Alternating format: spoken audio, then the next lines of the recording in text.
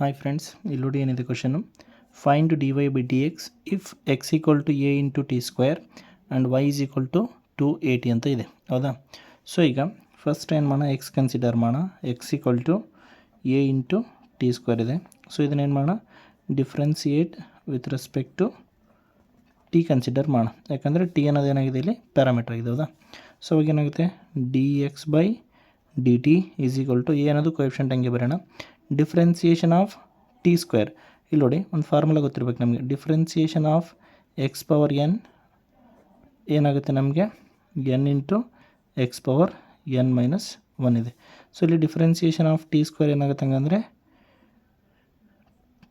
2 into differentiation of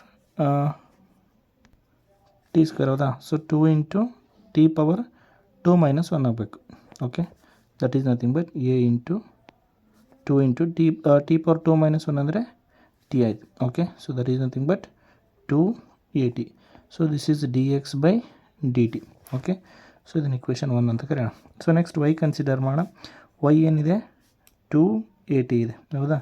so ಇದನ್ನು ಕೂಡ ಏನು ಮಾಡೋಣ, differentiate with respect to t ಮಾಡೋಣ. ಸೊ ಅವಾಗ ಏನಾಗುತ್ತೆ, d y by d t is equal to, ಇಲ್ಲಿ 2a ಅನ್ನೋದು ಕೋಎಫಿಷಿಯಂಟು ಹಂಗೆ ಬರೋಣ.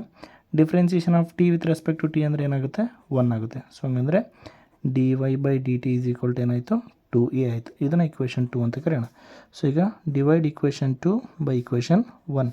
ಸೊ ಅವಾಗ ಏನಾಗುತ್ತೆ, d y by d t divided by d x by d t is equal to d y by d t ಅಂದರೆ ಏನಿದೆ, 2a divided by 280.